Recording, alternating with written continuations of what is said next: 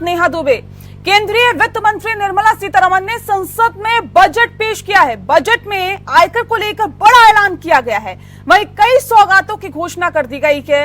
आम बजट विपक्ष को रास नहीं आया। कांग्रेस महासचिव ने बजट को लेकर केंद्रीय वित्त मंत्री पर तंज कसा है, वहीं सत्ता पक्ष ने इसे विकास और मध्यम वर्ग का बजट बताया है। राष्ट्रीय जनतांत्रिक गठबंधन के नेताओं ने बजट की खूब तारीफ की है। वहीं आपको बता दें कि महागठबंधन ने जो है वो बजट को लेकर एनडीए सरकार को जमकर कोसा है। समाजवादी पार्टी प्रमुख अखिलेश यादव ने कहा है कि महाकुंभ 12 साल बाद आता है। हमारे लिए महाकुंभ में भगदड़ में मरने वालों का डाटा बजट से ज्यादा महत्वपूर्ण है। सरकार यही नहीं रुकी और आपको बता दें कि सरकार ने बहुत सारी घोषणाएं यहां पर कर दी, लेकिन अखिलेश यादव ने कहा कि सरकार ये नहीं बता पा रही है कि कितने लोग मरे, लापता हुए या घायल हुए। सरकार ने जो मौतों का आंकड़ा दिया है वो झूठा है। आपने क्या इंतजामात किए? ये सरकार कहती है कि हम हिंदुओं की पार्टी है, लेकिन वो हिंदुओं के इस सबसे बड़े त्योहार के लिए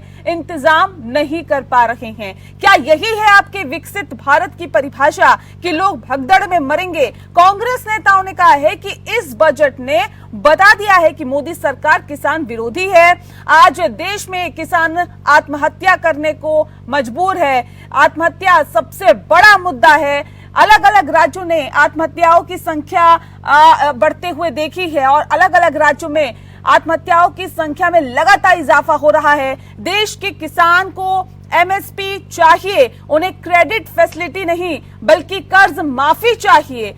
आइए बजट पर हो रही सियासत को समझने की कोशिश करते हैं।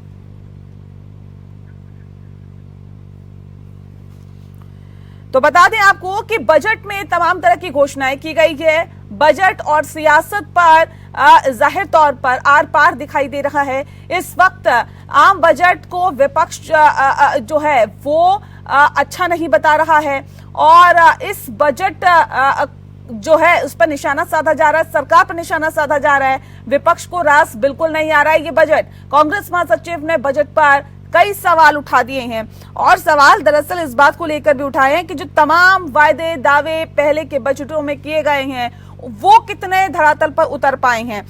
मिडिल क्लास के लिए हालांकि 12 लाख रुपए तक टैक्स फ्री कर दिया गया है, यानी कि 1 लाख रुपए इनकम अगर आपकी एक महीने की होगी तो आपको बिल्कुल भी टैक्स नहीं देना होगा। तो टैक्स पेयर के लिए जाहिर तौर पे एक राहत की बात है, नौकरी पेशा लोगों के लिए राहत की बात है। लेकिन इसी के साथ साथ बहुत सारे यहाँ पे घोषणाएं की गई है। किसानों के लिए क्रेडिट कार्ड की लिमिट 3 लाख से बढ़ाकर 5 लाख रुपए कर दी गई है। सभी सरकारी स्कूलों में ब्रॉडबैंड कनेक्टिविटी की जाएगी, ऐसा निर्मला सीतारमण ने कहा है। अच्छा, इसके साथ साथ ये भी यहाँ पर देखने वाली बात है कि एमएसएमई सेक्टर्स में बूस्ट के लिए भी जो इन्वेस्टमेंट लिमिट है उसको बढ़ा दिया गया है। तो जाहिर तौर पर उसको जब 2.5 गुना ज्यादा कर दिया गया है तो ज्यादा से ज्यादा इन्वेस्टमेंट होगा, ज्यादा से ज्यादा जो नौकरियां हैं वो लोगों को मिल पाएगी और इस सेक्टर में भी कहीं ना कहीं बूस्ट मिलने की संभावना है। ऐसा सोच के साथ आगे बढ़ रही है सरकार। और साथ ही आपको बता दें कि विकासशील देश से विकसित देश के जो सफर है उसमें ये बजट एक मील का पत्थर साबित होगा। इस उम्मीद के साथ आगे बढ़ा जा रहा है। पहाड़ी इलाकों में एयरपोर्ट बनेंगे ये कहा गया और साथ ही साथ 120 नए हवाई डेस्टिनेशन बनेंगे। नया उड़ान स्कीम लॉन्च होगा और इसके साथ साथ जहाज उद्योग को इससे मदद भी मिलेगी। बता दें कि छोटे न्यूक्लियर रिएक्टर बनाए जाएंगे। शहरी विकास के लिए अर्बन चैलेंज फंड दिया है और जल आपूर्ति के लिए राज्यों से भागीदारी की उम्मीद की है और जल जीवन मिशन को और ज्यादा व्यापक बनाया जाएगा। जल जीवन मिशन से 15 करोड़ घरों को फायदा होगा। देखिए, या एमएसएमई सेक्टर में बूस्ट के लिए ये नौकरी की बात की गई है और सबसे बड़ी बात है कि स्किल डेवलपमेंट की बात की गई है, यानी कि रोजगार ज्यादा से ज्यादा दिए जाएंगे जिससे कि युवाओं को फायदा मिल सके, युवाओं को फायदा हो सके। इसके साथ ही हर जिले में कैंसर सेंटर बनाने की बात की जा रही है। स्वास्थ्य पर भी यहाँ पर फोकस ज्यादा दिए जाने की बात की जा रही है। 200 कैंसर सेंटर बनाए जाएंगे। गरीबों के लिए शहरी गरीबों के लिए भी यहाँ पर नीति बनाई जाएगी ऑनलाइन प्लेटफॉर्म कारागारों के लिए स्पेशल सिक्योरिटी होगी, 1 करोड़ अस्थायी कामगारों के लिए यहाँ पर स्वास्थ्य सुविधाएं देने की बात की जा रही है, यानी 5.7 करोड़ एमएसएमई पर जोर होगा ताकि ज्यादा से ज्यादा आगे बढ़ा जा सके। इसके साथ ही ग्लोबल मैन्युफैक्चरिंग हब भारत बनेगा, इस उम्मीद के साथ इस बजट को यहाँ पर रखा गया है। इससे पहले देखिए, जब शुरुआत की निर्मला सीतारमण ने तो एक चीज को बोला कि गरीबों, नारी और स्वास्थ्य पर खास तौर पर फोकस यहां पर किया गया है। हालांकि इस बजट को जनता जो है, मिडिल क्लास जो है, वो मिडिल क्लास का बता रहा है और बहुत सालों बाद ऐसा पहली बार है कि मिडिल क्लास के चेहरे पर एक खुशी, एक स्माइल यहां पर देखने के लिए मिल रही है। क्योंकि देखिए, टैक्स पर सभी की निगाहें होती है कि क्या टैक्स स्लैब में छूट मिलेगी, और टैक्स स्लैब में एक बहुत बड़ी राहत, यानी कि 7 लाख से अगर 12 लाख, 5 लाख की अगर छूट दे दी जाती है तो एक बहुत बड़ी राहत है। महंगाई जिस तरह से बढ़ रही है, लोगों की सैलरी भी उस तरह से बढ़ रही है, लेकिन जब टैक्स जाता है तो जाहिर तौर पे मिडिल क्लास को बड़ा दुख होता था। हालांकि वो उसके लिए, सरकार के लिए, देश के लिए वो दिया जाता था ताकि अर्थव्यवस्था बेहतर हो सके और विकास देश का हो सके। लेकिन जब लोगों के पास उतने खर्चे होते हैं कि, और उसके बाद जब वो टैक्स पे करते हैं अपनी सैलरी में से, तो जाहिर तौर पर ये अब जो राहत उन्हें मिली है, ये राहत उनके लिए बहुत बड़ी राहत है। 5 लाख की राहत सालाना मिल गई है। इसके साथ ही आपको बता दें कि समावेशी बजट रहेगा। शुरुआत में ही उन्होंने कहा कि समावेशी ये बजट रहेगा, विकसित भारत हम बनाएंगे, विकासशील से हम विकसित भारत की तरफ अग्रसर है, और इसीलिए मिडिल क्लास के पास पैसा रहना जरूरी है ताकि मार्केट में फ्लो रह सके। मार्केट में फ्लो रहेगा तो जाहिर तौर पर मैन्युफैक्चरिंग पर ज्यादा फोकस रहेगा, लोगों की मांग ज्यादा होगी, फिर उसकी आपूर्ति की जाएगी, तो सर्कल ठीक से चल पाएगा। ये कोशिश अभी सरकार की तरफ से, हालांकि एक कोशिश करके देखिए सरकार ने, कितना फायदेमंद होगा इसके लिए तो थोड़ा सा इंतजार करना होगा। क्योंकि किसानों की भी उन्होंने बात की, उन्होंने कहा कि दलहन पर 6 साल मिशन लॉन्च होगा, श्री अन्न को बढ़ावा दिया जा रहा है। इसके साथ साथ ये भी कहा कि बिहार में मखाना बोर्ड बनेगा।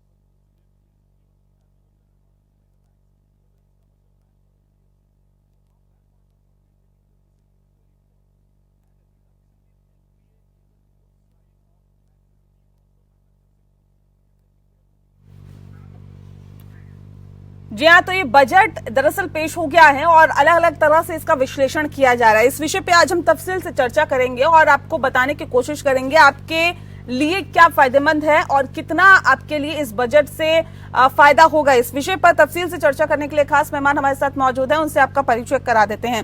इस वक्त हमारे साथ शांत प्रकाश जाटव जी हैं, बीजेपी के प्रवक्ता हैं, स्वागत है सर आपका। विजय कौशिक जी हमारे साथ जुड़ गए हैं, कांग्रेस के नेता हैं, स्वागत है आपका विजय जी।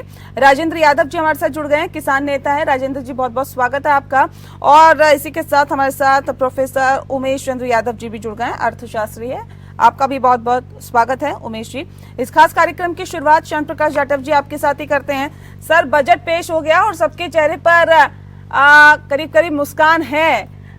भले ही विपक्ष इसको उस निगाहों से ना देख रहा, वो तो कह रहा है बेकार बजट है, जहां पर ध्यान देना चाहिए वहां पर नहीं दिया जा रहा, लेकिन बीजेपी कैसे देख रही है इस बजट को? देखिए, जिस तरीके से आज हमारे वित्त मंत्री जी ने बजट पेश किया है, उसमें सभी को जिस तरीके से उनको जरूरत है उस प्रकार से उसका आवंटन किया है। हाँ। वर्षों से हम जीएसटी के माध्यम से, टैक्सेशन के माध्यम से और जितनी पारदर्शिता आई है उसके कारण से हम अच्छा टैक्स कलेक्शन कर पा रहे थे। डेवलपमेंट भी हो रहा था। स्वाभाविक बात है, डेवलपमेंट का काफी हिस्सा जो है वो पूर्ण हो चुका है। तो अब जो टैक्स है उसमें रियायत देने का भी समय आ गया, उसको सरकार ने बखूबी निभाया। आज जो मध्य वर्गीय जो है 12 लाख रुपए तक का जो आय है जिन लोगों की, बहुत ही शानदार तरीके से 7 लाख से सीधा 5 लाख रुपए का उनको डिस्काउंट दे करके मैं समझता हूँ 1.5 लाख रुपए तक का युवाओं को इनकम टैक्स पर जो रियायत मिली है उसका हाँ। बहुत बड़ा फर्क पड़ेगा देश की जो युवा पीढ़ी है उसके लिए, क्योंकि 12 लाख रुपया टैक्स से बिल्कुल फ्री रहने से वो लोग उस पैसे को चूंकि बचाने के लिए, टैक्स बचाने के लिए अन्य मदों में उनको इन्वेस्टमेंट करना पड़ता था। अब वो पैसा जो है वो खर्च कर पाएंगे, बचाने की आवश्यकता कम रहेगी, और साथ ही साथ जब वो खर्च होगा तो इंडस्ट्री को फायदा होगा, जो प्रमोटर्स हैं, जो सामान बेचने वाले हैं, बनाने वाले हैं, उनको फायदा होगा, यानी उद्योग भी बढ़ेगा और उसको जो व्यापारी जो हैं उनको भी लाभ होगा। और जाहिर सी बात है, जब वो सामान बिकेगा बड़ी तादाद में तो उस पर जीएसटी रेवेन्यू भी इकट्ठा होगी। तो इनका जो ये रियायत है निर्मला सीतारमण जी ने जो दी है उसका दूरगामी परिणाम जो है बहुत बेहतर रहने वाला है। इससे हम आत्मनिर्भरता की ओर एक और बड़ा कदम हमारा आगे बढ़ेगा और टैक्स कलेक्शन में जो है बहुत अच्छा इजाफा होगा। तो ये एक बहुत अच्छा काम शुरू किया। इसके अलावा किसान के क्षेत्र में, किसानों के लिए, फार्मर्स के लिए सबसे बड़ी बात इन्होंने क्या किया कि जिन फसलों की आवश्यकता है उन पर इन्होंने रियायत दी। जैसे मखाना बोर्ड बनाया, उसमें बहुत बड़ी तादाद में जो है ना ये इसमें मखाने का जो है कारोबार है, उस पर बोर्ड बनाना और वो जो मार्केट को नियंत्रित करेगा किसानों के लिए। ठीक है सर, मैं इस पे आती हूँ, लेकिन मैं इस पे रिएक्शन लूंगी राजेंद्र जी से, लेकिन उससे पहले मैं विजय जी का रुख कर लेती हूँ। मैं सर आती हूँ सर, विजय जी का रुख कर लेती हूँ। विजय जी, आपने सुना श्याम प्रकाश जाटव जी को, तो कह रहे इतना शानदार, इतना बेहतर बजट पेश किया निर्मला सीतारमण ने, आप लोगों को क्यों रास नहीं आ रहा? सवाल हमारे रात आने में आने का नहीं है। हाँ। सवाल ये है कि क्या देश को मोदी जी का 2014 के बाद से जितने बजट पेश हुए हैं क्या वो रास आए हैं? क्या देश में गरीबी खत्म हुई है? क्या देश में महंगाई खत्म हो गई है? क्या देश में प्रॉपर्टी के रेट निचले स्तर पर हैं? क्या जो बच्चों की पढ़ाई है, शिक्षा व्यवस्था है, चाहे वो मेडिक्लेम है, चाहे वो इंश्योरेंस है, क्या ये सब सस्ते हो गए हैं? क्या अब हम हर आदमी जो है एक अच्छी, इस बजट से क्या दिक्कत है सर, वो तो बताइए ना कि ये इस बजट का विरोध क्यों? मेरी बात तो सुनिए। देखिए, जुमले हैं, जुमलों का क्या। हाँ। ये जो बजट है, हाँ। यह बजट भी पिछले बजट जो पेश किए गए थे मोदी सरकार द्वारा, उन्हीं की तरह एक जुमला साबित होगा। इसलिए हम इस बजट का विरोध करते हैं, क्योंकि ये केवल राजनीतिक जुमले हैं जो मोदी जी द्वारा, उनकी सरकार द्वारा उछाले जा रहे हैं। इनसे होना, मतलब विश्वास नहीं है आपको, इसलिए आप इसका विरोध कर रहे हैं? आपको लग रहा है कि जो घोषणाएं की जा रही है ये ऐसे ही है, हवाई है? बिल्कुल बिल्कुल बिल्कुल। जिस तरह से ये घोषणा कि भारत जो है 5वीं अर्थव्यवस्था बन गया, भारत ये बन गया, भारत वो बन गया, पूरी दुनिया में भारत के नाम का डंका बज रहा है, मोदी जी के नाम का डंका बज रहा है, जाने क्या हो गया, धरती पलट दिया, आसमान पलट दिया। तो उसी तरह ये बजट भी जुमला है, क्योंकि आप जमीनी अगर ठीक है, जल्दी से एक छोटा सा रिएक्शन श्याम प्रकाश जी, जल्दी से। जुमला है सर, हम इसको कहते हैं खंबा नोचने वाली स्थिति। इनफैक्ट क्या है कि कांग्रेस के जो हमारे प्रवक्ता हैं, हाँ। वो खिंचा रहे हैं बहुत बुरी तरीके से, क्योंकि इनको दिखाई नहीं दे रहा कि हम विरोध करें तो किस चीज का विरोध करें। क्योंकि चहुमुखी जो है लोगों के हमने लाभ का और उनको आगे बढ़ाने के लिए जो है वो मार्ग प्रशस्त किया है, जिस चीज को ये बिल्कुल पचा नहीं पा रहे हैं, इस कारण से ये खिंचा रहे हैं। आपने इनके बयान में कहीं सुना कि अमुक चीज में रियायत होनी चाहिए थी या अमुक चीज में जो है पैसे का इजाफा होना चाहिए था? इन्होंने सोचा नहीं था कि ऐसा इतना जबरदस्त बम फटेगा आज। मैं नहीं समझता कि कांग्रेस इस बम को जो 5 लाख रुपए की जो टैक्स स्लैब में रियायत दी गई है, इसको झेल पाएगी। बहुत चलो मिडिल क्लास को तो ये कहीं ना कहीं राहत मिली है, लेकिन क्या किसानों के लिए उतना फायदेमंद हुआ है राजेंद्र जी ये बजट? देखिए, मैं सबसे पहले बताना चाहता हूं कि जो मखाने बोर्ड पर बड़ी चर्चा चल रही है आज बजट में कि भाई मखाना बोर्ड बना दिया है। हाँ। ये सीधी सीधी बात है, कहीं ना कहीं बिहार चुनाव को साधने की कोशिश करी गई है, क्योंकि देश के अंदर जो मखाना पैदा होता है उसमें 90% जो भागीदारी है वो बिहार प्रदेश की है। और हम लोग बाकी बजट को हम लोग पढ़ते हैं तो एक दो चीज़ ऐसी हैं कि हाँ जिन पर कह सकते हैं कि ये चीज़ करने की कोशिश करी गई है, लेकिन बात वही आती है कि करने की कथनी और करनी में जो अंतर आता है तो कहीं ना कहीं वो दुख होता है। असम में यूरिया प्लांट की बात करिए, ठीक है कोई बात नहीं, उस क्षेत्र को जरूरत थी और यूरिया की बहुत ज़्यादा किल्लत वहाँ पर होती थी। और तीसरी बात इस बजट में जो देखने को मिली है वो एक केंद्रीय एजेंसी बनाकर दलहन जो हम लोग दाल वगैरह की खेती करते हैं उसको पूर्ण रूप से कहते हैं खरीदने की बात जो कही है, ये एक नई बात इसमें कही गई है। बहरहाल अगर हम बात करने लगे माननीय प्रधानमंत्री जी के उस वक्तव्य की बात करने लगे हम लोग, जिसमें 2022 में किसान की आय दुगनी कर रहे थे, वो कहीं ना कहीं दिखाई नहीं दे रहा है इस बजट में। जो 2 या 3 चीज है वो अलग से बनाने की कोशिश की है, बाकी कॉपी जो है पिछले वाले बजट की जो है वो कॉपी इसमें दिक्कत क्या है बताइए ना, इतनी सारी चीजें तो आपने खुद ही बता दी कि मैं बता रहा हूँ, मैं उसी मुझे बताइए दिक्कत कहाँ है? मैं बता रहा हूँ, मुझे वो बात कर लेने दीजिएगा कि इस बजट की हम बात करते हैं, जैसे यूथ और महिलाओं पर फोकस करने की बात करें तो बिल्कुल एक लाइन जो थी ये पिछले बजट में भी थी। उसके बाद मछली उत्पादन को बढ़ाने की बात करी थी, पिछले बजट में भी ये थी। उसके बाद कॉटन को जो है बढ़ाने की बात करी थी, उत्पाद को बढ़ाने की बात करी थी, वो पिछले बजट में थी। बात आती है कि पिछले बजट में भी कहा गया और इस बजट में भी कहा जा रहा है, लेकिन धरातल पर क्या है? मैं धरातल की बात कर रहा हूं, हम लोग बात कर रहे हैं धरातल की बात कर रहे हैं, हम किसानों के ऋण माफ करने की बात कर रहे हैं, उस पर कोई बात नहीं करेगा, उस पर कोई चर्चा करने की वाली बात ही नहीं है कोई। बस जो चीज है हमने ठीक है कोई बात नहीं, आपने एक पहल करनी चाहिए, हम तो कहते हैं कि पहल करिए अच्छी चीज है, लेकिन उस पहल को जमीन पे तो आप लेकर आइए, कम से कम वो चीज तो हमें दीजिएगा। धरातल पर क्या नहीं है बताइए? मैं आपको बताता हूँ, किसानों की ऋण माफी की बात हम लोग करते हैं, कहाँ है? किसान बेचारा अपने आप को ठगा सा महसूस कर रहा है, बिल्कुल हर बार जो है सुहाना सपना दिखाया दिया जाता है कि आपका संपूर्ण ऋण माफ हो जाएगा, आप चिंता मत करिए, हो गया। एमएसपी की बात करते हैं, एमएसपी मिलेगी, मिलती रही है, लेकिन जो बढ़ रहा है, लागत बढ़ रही है, उस पर कोई चर्चा करने को तैयार नहीं है। आप कहते हैं जी साहब हम एमएसपी दे रहे हैं, हम कह रहे हैं कि आप साहब हर चीज में तो आपने हमारे पे जीएसटी लगा दी। हम लोग जीएसटी से फ्री होने की बात कर रहे थे, जो भी खाद बीज यूरिया हम लोग जो इस्तेमाल कर रहे हैं, जो उपकरण हम लोग यूज कर रहे हैं, हम सबके लिए कह रहे हैं कि आप इसे जीएसटी से मुक्त कीजिए। कहीं ना कहीं तो आप राहत देने की बात की, उस चीज पर आप राहत क्यों नहीं देते हो? आपने एक मखाना बोर्ड बिहार के लिए बना दिया तो उसकी आप वाहवाही लेना चाह रहे हो, पूरे देश का किसान जो है आपको वाहवाही करने लगे।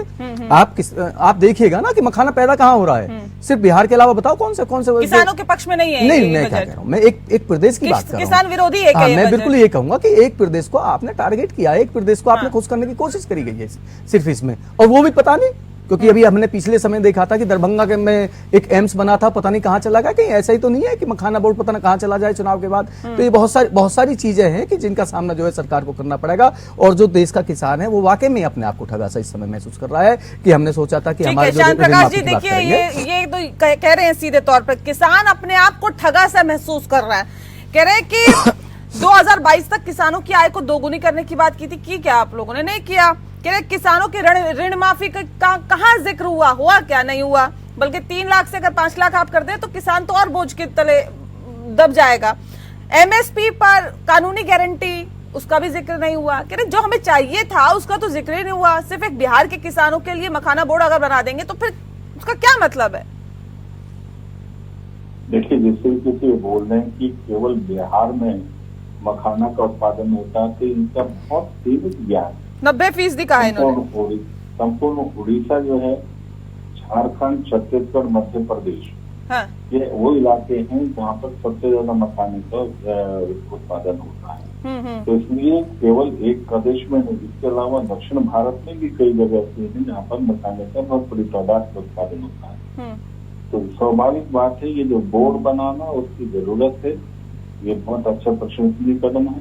और साथ ही साथ इन्होंने जिस तरीके से कहा कि किसान एमएसपी गारंटी, हाँ, 28 फसलों पर हम लगातार पिछले 3 वर्ष से मोटी फसलें जो हैं उन पर हम 100% खरीदी कर रहे हैं एमएसपी पर। इसलिए ये इनको मालूम नहीं है कि एमएसपी पर हम लोग क्या काम कर रहे हैं। नहीं बिल्कुल आपने अच्छी बात कही, आपने अच्छी बात कही है। मेरी बात भी सुन लीजिएगा। नहीं मैं आपकी बता दूंगा, आप अच्छी बात करते हो। एमएसपी पर गारंटी कानून दे दीजिएगा ना, फिर काहे की बात कर रहे हैं। जब आप दे ही रहे 100% फसल खरीद रहे हैं तो गारंटी कानून भी दे दीजिएगा साथ के साथ आप जी। तो आप जो है केवल हरियाणा और पंजाब की राजनीति जो है किसान के नाम पर यहाँ पर ला करके बात करना चाह रहे हैं। मुझे बताओ ना कौन से प्रदेश के अंदर किसान जो है एमएसपी के लिए इस तरीके से छटपटा रहा है। किसान को उसका लाभ मिल रहा है। हम इस वक्त में दलहन और तिलहन जिसकी सबसे ज्यादा जरूरत और विदेशों से हमें ये सब चीजें आयात करनी पड़ रही थी, इसको हम पिछले 3 वर्ष से लगातार एमएसपी पर 28 मोटी फसलें ऐसी हैं जिसको हम खरीदी कर रहे हैं, 100% खरीदी कर रहे हैं। इसलिए ये बात जो है बिल्कुल इनकी नहीं गलत करती। और साथ ही साथ किसान का ऋण जो है क्रेडिट कार्ड उसको 3 से 5 लाख रुपए कर दिया गया। इसलिए किसान की आय की जो बात कर रहे हैं, किसान की आय डबल है। किसान की आय 2014 से अब तक बिल्कुल डबल है, इनके कह देने से कम नहीं है। इसलिए ये बात भी किसी सूरत में गले नहीं उतरती, क्योंकि 2014 में हमारा जो इनकम टैक्स स्लैब था वो 2.5 लाख था और 2.5 लाख से आज हम 12 लाख रुपए तक। इसका क्या रिलेशन है सर किसानों की आय से? मेरी बात उस वक्त में जो मजदूर को जो दिहाड़ी दी जाती थी वो 120 रुपए से 150 रुपए दी जाती, आज उसका रेट जो है 500 रुपए तक है। इसलिए ऐसा नहीं है कि जो है ना जो लोगों को वो लाभ नहीं मिल रहा है। और साथ ही साथ हम ऋण माफ करने में नहीं, ऋण माफ करने में तो कुछ लोगों को फायदा होगा। हम तो 13 करोड़ किसानों को किसान निधि दे रहे हैं और उन सबको हम फ्री राशन भी दे रहे हैं। हम हर तरीके से उन लोगों को जिनके पास मकान नहीं उनको मकान भी दे रहे हैं।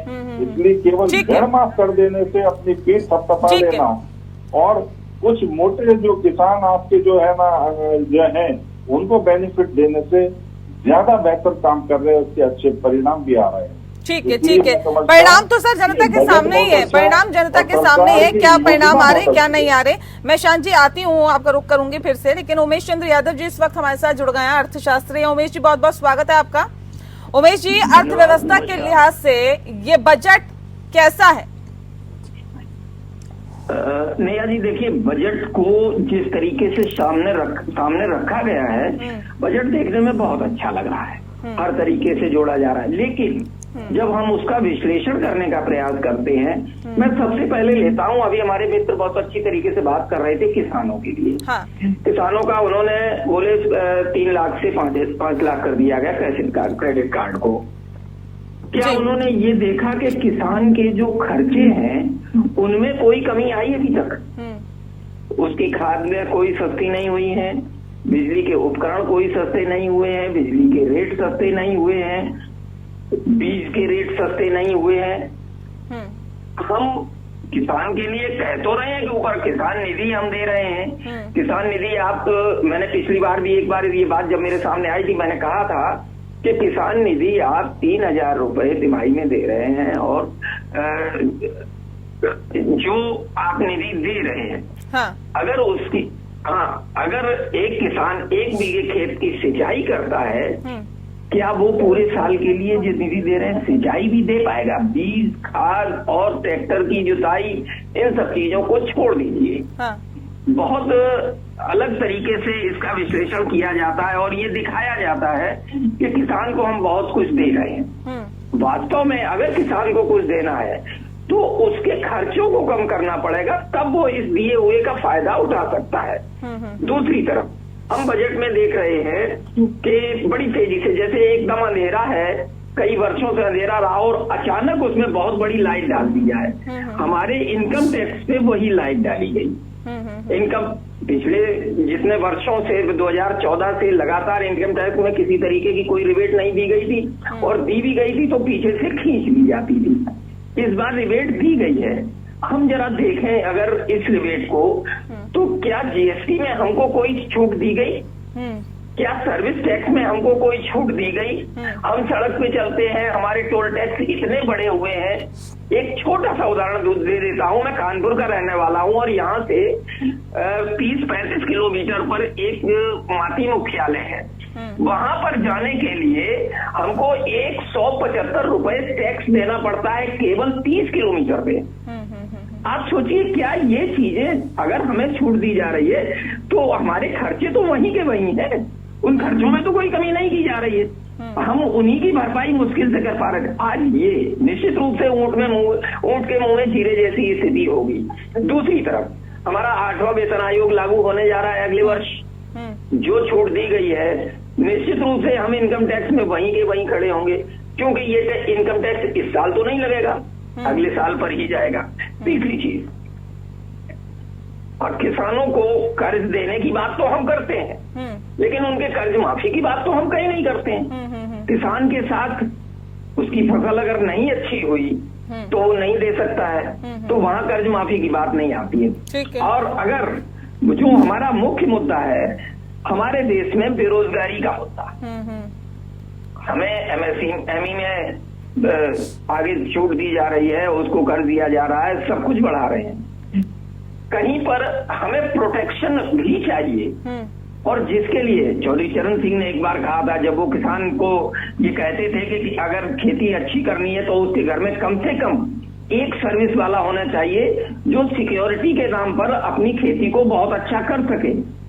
हमें ऋण दिए जा रहे हैं, सब कुछ किया जा रहा है, लेकिन हमको कहीं से कहीं सिक्योरिटी की भी तो जरूरत है। विश्लेषण हम करते हैं, हम बजट को बहुत अच्छा बता रहे हैं, बजट में जितनी घोषणाएं हुई हैं बहुत अच्छी हैं। अभी हमारे एक मित्र पिछले चैनल में कह रहे थे कि सरकार प्रयोग करती है, तो ये प्रयोग मानवीय व्यवहार पर किया जा रहा है, किसी मशीन पर नहीं किया जा रहा है, और मानवीय व्यवहार परिवर्तनशील होता है। तो निश्चित रूप से हमें सरकार के इन बजट और इनके पीछे की जो मंशा है उसको भी देखना होगा। आपने चुनावी बजट की तरीके से इसको पेश किया। दो चीजें मैं देख रहा हूँ, दिल्ली का बजट, दिल्ली का चुनाव है और बिहार का चुनाव होने वाला है। आपने बिहार को बहुत सारे राजनीतिक चश्मे से देखना चाहिए क्या इस बजट को? राजनीतिक चश्मे से देखना चाहिए सर। मैं एक उदाहरण दे रहा हूँ आपको। बहुत छोटा सा। 12 लाख का इनकम टैक्स में छूट दी गई, और हमारा दिल्ली का चुनाव है जिसके आसपास मैक्सिमम MNCs काम करती हैं जिनकी आय 12 लाख से कम है। तो कहीं ना कहीं इसका राजनीतिक फायदा बीजेपी को जरूर मिलेगा। बिहार को तो सीधे सीधे युग दिया जा रहा है, इससे पहले भी राज्यों को जहां पर चुनाव थे उसमें दिया गया। तो हम ये नहीं कह सकते हैं कि ये बजट निष्पक्ष है। अच्छा है, ठीक है, चलेगा, लेकिन निष्पक्ष कहें इतना पूरी तरीके से कहना ठीक नहीं होगा। ठीक है विजय जी, देखिए MSME को भी बूस्ट करने की यहाँ पर कोशिश की गई है। इन्वेस्टमेंट को 2.5 गुना ज्यादा बढ़ा दिया गया है कि आप इसकी लिमिट जो है वो 2.5 गुना तक बढ़ा दी गई है। लगता है इसका भी फायदा मिलेगा, ज्यादा रोजगार लोगों को मिल पाएगा, सूक्ष्म और लघु उद्योग ज्यादा लग पाएंगे जिससे लोगों को रोजगार मिल सके। देखिए मुझे ये बताइए, जो वर्तमान में व्यवस्थाएं चल रही है, जो 2014 में कांग्रेस पार्टी छोड़कर गई थी और 2014 में जो इनके सत्ता में आने के बाद में देश की स्थिति क्या है, पहले उस पर गौर फरमाने आप। जो हमारे समय में लगाए गए उद्योग धंधे थे उनके बंद होने की नौबत है आज महंगाई के कारण। और जो विदेश व्यापार घाटा बढ़ा है, क्यों बढ़ा है? क्योंकि देश में मैन्युफैक्चरिंग खत्म होती जा रही है, तो लेबर महंगी है या मिल नहीं रही है, या महंगी लेबर के बावजूद भी गरीब आदमी का गुजारा नहीं हो पा रहा। चाइना के साथ जो हमारा $100 अरब व्यापार घाटा बढ़ गया है वो क्यों बढ़ा है, मुझे आप बताइए। देश के अंदर जो पुराने उद्योग धंधे थे उनके बंद होने की रेशो क्या है, आप उसे देख लीजिए। अब सरकार किस चीज पर काम कर रही है? मान लो 10,000 उद्योग थे और उनमें 5,000 उद्योग बंद हो गए, तो सरकार ने क्या काम चली, क्या चाल चली कि अच्छा इस सेक्टर को भी हम उद्योग का दर्जा दे देते हैं। तो मान लो 20,000 दुकानें थी, अब उनको उसमें जोड़ दिया, तो दुनिया को तो दिख रहा है कि ओहो कितनी ग्रोथ हो गई, लेकिन जमीनी लेवल पर तो कुछ भी नहीं है ना। यही हम देश की जनता को समझाना चाहते हैं। जैसे सरकार ये कहती है कि भाई इतने करोड़ लोग इनकम टैक्स के दाता जो है बढ़ गए, लेकिन जो इनकम टैक्स देने वाले लोगों की तादाद है वो तो नहीं बढ़ी ना। जो निल इनकम टैक्स भर रहे हैं। ठीक है, शांत प्रकाश जी जवाब दीजिए। नहीं, आपको मालूम है 2014 से पहले इनकम टैक्स कितना लोग दिया करते थे? आज उससे 800% ज्यादा जो है इनकम टैक्स जो है पेयर्स पड़े हैं। इसलिए जिस तरीके से पहले स्थिति थी उससे कई कई कई बेहतर जो है इस वक्त में आज के समय आप झूठ बोल रहे हैं। और इसलिए ये जो है ना अपने समय की जो कारगुजारियां हैं उससे बिल्कुल भी तुलना ना करें।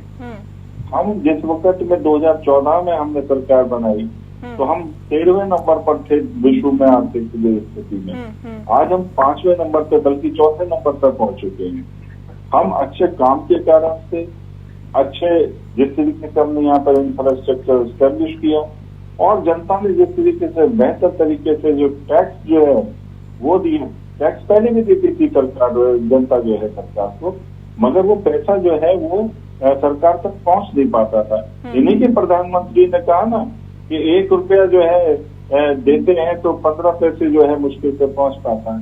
इतना खुद अपने आप इन्होंने भ्रष्टाचार के ऊपर बोला। राहुल गांधी जी के पिताजी ने, राजीव गांधी जी ने स्वयं अपने मुंह से कहा कि इतना 85% जो है हम लोग घोटाले में उड़ा देते हैं। आज हम 100% दे रहे हैं। खटाखट पैसा मिलता है, एक बटन दबा देने पर पैसा जो है किसान निधि तक का पहुंचता है हर एक किसान के पास पर। हर व्यक्ति को जिसको मकान बनाने के लिए देना, एक बटन दबाने पर उसके अकाउंट में सीधा पहुंचता है। 50 करोड़ से ज्यादा हमने आज देश के नागरिकों के बैंक खाते खोले हुए हैं। आपके समय में कितने थे? 3.5 करोड़। आप उसको उन्नति कहते हैं? 2017 में आपके पी चिदम्बरम कह रहे थे कि ये डिजिटल ट्रांजेक्शन जो है वो किसी सूरत में नहीं हो पाएगा। ठीक है, चलिए दावों के बीच हकीकत तो उमेश जी बताएंगे ना। उमेश जी आंकड़ों के साथ बताइए कितने डिफरेंसेस हुए हैं? पत्थर रगड़ कर क्या यहाँ तो दावे किए जा रहे हैं अलग अलग। 10 साल बनाम 10 साल में क्या अंतर आया? मैं वही बात सुन रहा था। केवल एक बात मैं कहूंगा और उतने से ही सारे दावे और वो बाहर निकल कर आ जाएंगे। जिस समय 2014 में पहला बजट बीजेपी सरकार का पेश किया गया और उस बजट के समय पर मैंने जब आंकड़े जीडीपी के निकाले थे तो उन आंकड़ों को मैं देख रहा था बड़े अच्छी तरीके से। मुझे गूगल पे सारे प्राप्त हो रहे थे। आंकड़ों के खेल की बात कर रहा हूं। उस समय जो जीडीपी इनको दी गई थी वो जीडीपी पिछले कुछ वर्षों में 14% तक थी। मैंने बड़े उससे इस चीज को रखा, सामने रखा और सारे तर्क दिए। उसके बाद दूसरे साल जब बजट आया तो मुझे वो जीडीपी के नियाजी आंकड़े ही गायब मिले। तो सरकार अगर अपनी तारीफ, अभी हमारे मित्र पीछे से जो बोल रहे थे सरकार की तारीफ कर रहे थे, आंकड़ों में बहुत अच्छी तारीफ हो रही है। धरातल पर जिस समय हम आते हैं, धरातल पर ये चीजें नहीं देखने को मिलती हैं। आप क्या कहेंगे? सिलेंडर की बहुत चीज कह रहे थे कि हमने इतना पैसा बांट दिया, हमने ये कर दिया। हम अगर घरेलू सिलेंडर की बात करें तो 400 रुपए पे मिलता था जिसकी सब्सिडी दी जाती थी और वो 1200 रुपए तक गया। आज भी वो 800 कुछ रुपए का मिल रहा है। ये कहा जाता था कि आपको सब्सिडी मिलेगी, आपके खाते में जाएगी। आज आपके खाते में 17 रुपए सब्सिडी जाती है। आंकड़ों के खेल बहुत अच्छे हैं। धरातल पर जिस समय हम आते हैं वहां पर हमको बहुत कुछ नहीं देखने को मिलता है। मैं तारीफ तो करूंगा कि चूंकि जिस तरीके से आज भी हम अपनी जीडीपी को वहां पर लेकर के नहीं आ पाए हैं, आप दिखाना नहीं चाहते हैं। मैं आज गूगल में देख लें तो 2012 और 13 की जीडीपी के आंकड़े अगर कहीं सही देखने को मिल जाए तो मुझे बता दीजिएगा। आंकड़ों के खेल बहुत अच्छे होते हैं। अर्थशास्त्री होने के नाते हम अगर एवरेज निकाल देते हैं तो बहुत अच्छा एवरेज निकल के और ये दिखाने लगता है कि ये आंकड़े हमको बहुत ऊपर प्रोग्रेस की तरफ ले जा रहे हैं। आप बता दीजिए 2,80,000 हमारी प्रति व्यक्ति आय दिखाई जा रही है। 2,80,000 वार्षिक आय है। हमारे आंकड़े जब भी दिए जाते हैं वार्षिक कहीं नहीं कहा जा रहा है। किसी के साथ नहीं कहा जा रहा है। अब अगर हम उसमें 12 का भाग दे दें तो हमारे पास 19,000 आ जाती है। 19,000 प्रति व्यक्ति आय बताई जा रही है। मैं उसकी ग्रोथ की बात कर रहा हूँ। 19,000 प्रति व्यक्ति आय बताई जा रही है। हमारी मजदूर की प्रतिदिन की मजदूरी मैक्सिमम 500 रुपए है। 15,000 हुआ, क्या उसको पूरे 30 दिन काम मिलेगा? क्या हमारे किसान की 2,80,000 प्रति व्यक्ति आय है? ये जो आय की असमानता है, सरकार की फेल्योरशिप वहीं पर दिखाई पड़ती है। सरकार अगर अपने आप को बहुत ज्यादा दिखाती है तो हमारे कुछ पूंजीपतियों की वजह से जीडीपी दिखाई पड़ती है। जिस दिन एक पूंजीपति के पीछे कोई इंक्वायरी डाल दी जाती है, उसी दिन हमारा शेयर मार्केट धड़ाम से गिर जाता है। भाई अच्छा सर, ये बताइए, जब तक किसानों के अच्छे दिन नहीं आएंगे, देश के अच्छे दिन आ सकते हैं क्या? मुझे तो नहीं लगता है कि जो चीजें चल रही हैं, देश के अच्छे दिन आने में कितना वक्त लगेगा। हमारी जनता पर लगातार प्रयोग किए जा रहे हैं, कितना वक्त लगेगा इसका पता नहीं है। अभी तक राजेंद्र जी, आप लोगों अगर को किसानों आम आदमी को जाकर के हम देखें तो हमें अच्छे दिन वहां पर देखने को मिले, तब तो सुबह आप अगर 80 करोड़ लोगों को खाना दे दें और मुफ्त में मकान दे दें और ये कह दें कि हमने खाना और मकान उनके लिए दे दिया है, आखिर आप कब तक देते रहेंगे? आप रोजगार की बात क्यों नहीं करते? उन 80 करोड़ को आप रोजगार क्यों नहीं दे रहे हैं? ये एक बहुत बात करना चाहता हूँ। हाँ, चलिए मैं शांत प्रकाश जी करूँ उससे पहले राजेंद्र जी बताइए कि किसानों को क्या उम्मीदें थी सरकार से, जो लगा कि नहीं ये कम से कम करना ही चाहिए था। मिडिल क्लास फैमिली के लिए किया, अच्छी बात है, लेकिन किसानों के लिए जिसका जिक्र बार बार सरकार करती है, हर बार करती है और कहती है कि किसानों के अच्छे दिन जरूर आएंगे, और हमारी सरकार में तो उनके लिए पहले सोचा जाता है। तो देखिए, मैंने शुरुआत यहीं से करी थी, मैं फिर वापिस यहीं आता हूँ कि एक दो चीजों को आप प्रयोग करने के लिए आप ले आते हैं। हाँ। और जो महत्वपूर्ण चीजें हैं जहां से शुरुआत करनी चाहिए, उससे आप बिल्कुल बहुत दूर निकल जाते हैं उससे, और फिर आप अपनी वाहवाही करवाने लगे तो उससे कोई काम चलने वाला है नहीं। हमारे भारतीय जनता पार्टी के जो साथी हैं उन्होंने बड़ा घुमा घुमा के कहा था, मैं सीधी बात बिल्कुल कहता हूँ। आज आप बात कर रहे हैं कि देश के 80 करोड़ लोगों को हम लोग जो है खाना दे रहे हैं, तो ये अपने आप में कितना दुर्भाग्यपूर्ण बात आप कह रहे हैं कि देश के 80 करोड़ लोगों को हम जो है, जबकि आप कह रहे हैं कि 140-42 करोड़ की जनसंख्या है देश के अंदर, इसका मतलब 50% से भी ज़्यादा का रेशो हो गया, जो लोग कुछ नहीं कर रहे हैं, जिनके पास रोजगार नहीं है, काम नहीं है, कुछ धाम नहीं है, सिर्फ सरकार की तरफ देख रहे हैं, जो कि आंकड़े हैं, आंकड़ों में ऐसा कुछ नहीं है। मैं आपको बता दूं, हम लोग बात करते हैं धरातल की बात करते हैं कि किसान को धरातल पे कहाँ पर लाभ मिलेगा। आप बहुत आसान तरीके से किसान को जो है ऋण उपलब्ध कराइएगा। दूसरी बात हम लोग कह रहे हैं कि जो ऋण माफी की आप बार बार बात करते हैं, हर चुनाव में हमसे बात करते हैं, उस पर आप कुछ काम करने की बात करिएगा। एमएसपी पर जो है गारंटी कानून आप लोग बनाइएगा, जिससे किसान को भी लगे कि हाँ तेरा दर्द जो है सुना गया है, और 2 जून की रोटी वो भी सुकून से खा ले। किसान भी बिल्कुल सम्मान का भूखा है, बिल्कुल सम्मान चाहता है। वो नहीं चाहता कि आप 3,000 रुपए महीना हर 3 महीना में, यानी कि 1,000 रुपए महीना आप दो। आपसे भीख नहीं मांग रहा है किसान। लेकिन राहत तो है ना किसानों को। नहीं, मैं वही मैं कह रहा हूँ, जब हम लोगों ने ऐसा खाका तैयार कर दिया है तो किसान की मजबूरी हो गई। जब आप 80 करोड़ आदमी को आप खाना देने की बात कर रहे हो, फ्री में देने की बात कर रहे हो, काम देने की आप उनको बात नहीं कर रहे हो, तो कहीं ना कहीं जब 3,000 रुपए जब बेचारा जब उसको एमएसपी नहीं मिली, वो अपनी फसल को बेचने के लिए कोई प्लेटफॉर्म तैयार नहीं किया। आपने प्लेटफॉर्म कर देने की बात करी थी पिछले बजट में कि हम लोग जो है किसान की खेत से हम लोग फसल उठाएंगे, लेकिन आपने वो बात भी हवा में निकाल दी। आप ऐसी कोई नई चीज आप हर बार लेके आ जाते हो जिसमें आप देश के किसान को उलझाने का काम करते हो, या अपना चुनाव जो है उसे साधने की बात कर रहे हो। मैं ये कह रहा हूं कि आप चुनाव साधिए, बार बार आप चुनाव जीतिए, मुझे उससे भी कोई दिक्कत नहीं है, लेकिन कम से कम जो बातें आप करते हो, एक बजट में आप करते हो, बात करते हो कि हम लोग ये करेंगे, लेकिन अगले बजट में वो चीज गायब हो जाती है। मैं उदाहरण के तौर पर कहना चाहता हूं, जो दूसरे टर्म्स की सरकार थी उसमें एमएसएमई बिल्कुल गायब थी। अब इसमें एक 5 वर्षीय योजना पूरी बीत जाने के बाद अब दे दिया, एक बूस्टर दे दिया है कि हम दोबारा से इसको लागू कर रहे हैं। इसी तरीके से आप किसानों के लिए भी आपने पिछले बजट में बहुत सारी चीजें कही थी, लेकिन वो धरातल पे बिल्कुल भी नहीं आई। जब तक आप किसी चीज को धरातल पे नहीं ले आओगे, अपने द्वारा आप जो है पुस्तक एग्जाम लिखोगे और अपने आप ही उस पर जो है मूल्यांकन कर दोगे, तो आपको तो 100 में से 100 मिलने ही मिलने हैं, उसमें कोई रोकने वाला थोड़ी ना है आपको। देखिए, नाराजगी तो है किसानों की, कह रहे हैं घोषणाएं कर देते हैं, धरातल पर कुछ नहीं होता। एक किसानों की बात कर रहे हैं, किसानों के बारे में पता नहीं है कुछ भी, क्या है, किसको क्या जरूरत है, इसको बिल्कुल नहीं है। इन्होंने जो भी बात कही है, किसान का ऋण माफ नहीं हुआ, किसान का ऋण माफ नहीं हुआ, बहुत अच्छा लगा।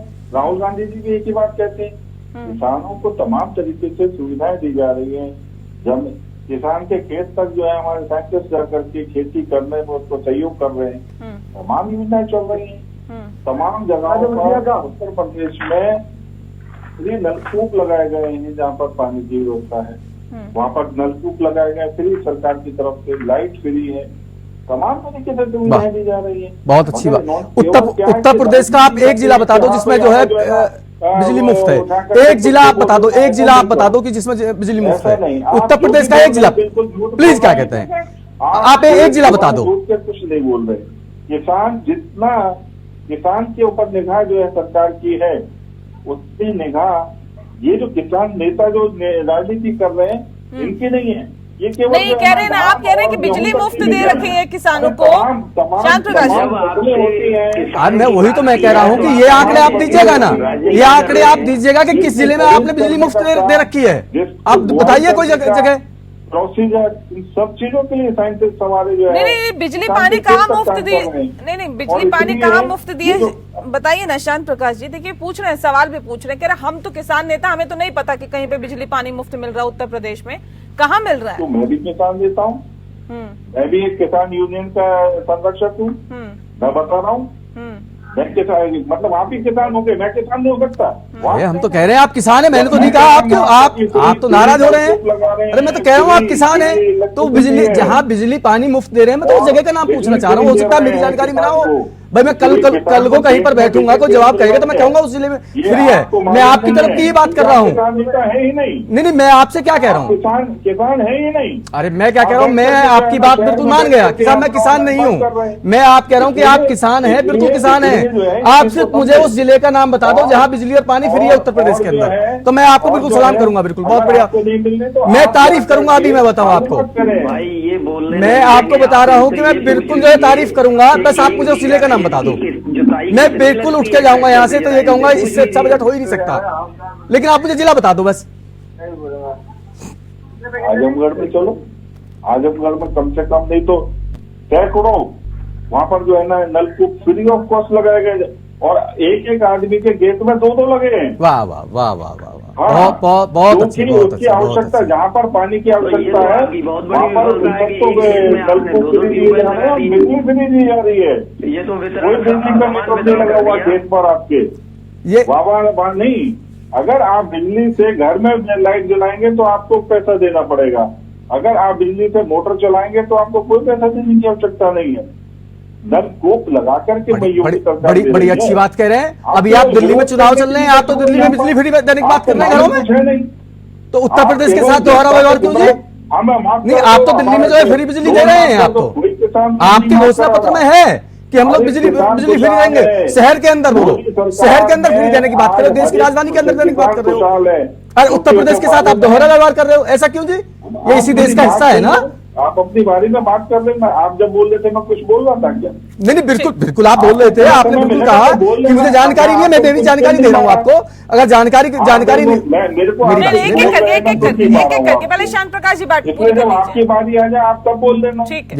ये मुझे नहीं बोलने देना तो आप चीखते रहो, मैं चुपचाप बैठ जाता हूँ। नहीं, अपनी बात पूरी कर लीजिएगा, क्योंकि तीन तरफ से, क्योंकि इनको सच्चाई हजम नहीं हो रही, इनको ये दिखाई देता केवल किसान नेता मैं ही हूँ। अरे मेरा गूगल पे प्रोफाइल देखो, आपको पता लग जाएगा कि अरे मुझे देखने की जरूरत नहीं, मैंने आपकी चर्चा सुनी है, मैं बोलता रहा हूँ आपसे।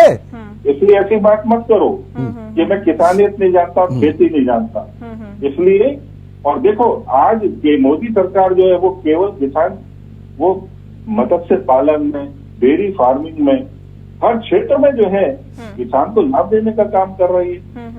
आपको लोन चाहिए पशुपालन के लिए, उसके लिए लोन प्रोवाइड हो रहा है, मत्स्य पालन के लिए आपको लोन प्रोवाइड हो रहा है, उनके बीमा किए जा रहे हैं। ये सब पारदर्शिता है। केवल सड़क पर बैठ करके गेहूं का रेट एमएसपी और धान का रेट एमएसपी, इससे बदमाशी करने से वो चलेगा क्या? सैकड़ों, सुबह से हम खाना खाते हैं और शाम को रात तक हम जो भी चीजों का इस्तेमाल करते हैं, किसान का हर एक चीज में योगदान है। दूध पीते हैं उसमें भी योगदान है, चाय पीते हैं उसमें भी चाय बनाने का योगदान है, उसमें चीनी डालते हैं उसमें भी किसान का योगदान है। हम भारत सरकार जो है हर एक किसान के हर लाभ के लिए काम कर रही है, हर योजना में ध्यान दे रही है। किसान की आय दुगनी नहीं, कौन सा दुगनी नहीं? ठीक है सर, ठीक है, किसान सक्षम है। ठीक है सर, चलिए मैं उमेश जी का रुख कर लेती हूँ, मैं आती हूँ। मगर हाँ, और बेहतर होना चाहिए। हाँ, और बेहतर होना चाहिए। अगर हमारा देश आत्मनिर्भर बनता है उसमें हमारा पूरा योगदान होना चाहिए। आज 28 फसलों पे मैंने बताया कि 100% खरीदी कर रही है गवर्नमेंट, तो आप उस चीज को प्रोत्साहित करें। मगर आपको बैठ करके केवल विरोध करना, विरोध करने के पीछे तथ्य होने चाहिए। अभी एक हमारे साथ जीडीपी की बात कर रहे थे। अरे आप जीडीपी छोड़ो ना, आप आज हम जो आंकड़े पेश करते हैं आप उसको झूठ बताते हो, क्योंकि आपको पुश किया गया है। मगर आप दिल्ली की देश की सड़कों की स्थिति देखो, देश का इंफ्रास्ट्रक्चर देखो, उससे जीडीपी की तुलना में इंफ्रास्ट्रक्चर देश में ठीक है इसी का जिक्र करते हैं आगे। उमेश जी हमारे साथ है ना, ठीक है। मैं शांत जी मैं आती हूँ मैं रिक्वेस्ट कर रही हूँ सर आपसे, प्लीज हमारी गवर्नमेंट ने उसको एस्टेब्लिश किया है। हाँ ठीक है उमेश जी, इंफ्रास्ट्रक्चर को भी बूस्ट करने के लिए क्या कुछ इस बजट में आपको दिखा? देखिए, जिस तरीके से इस बजट को दिखाया गया है, बूस्ट करने के लिए तो हर जगह बात कही गई है, लेकिन मैं वही चीज कहता हूं कि आप अगर एक तरफ कर रहे हैं तो दूसरी तरफ से ले भी रहे हैं।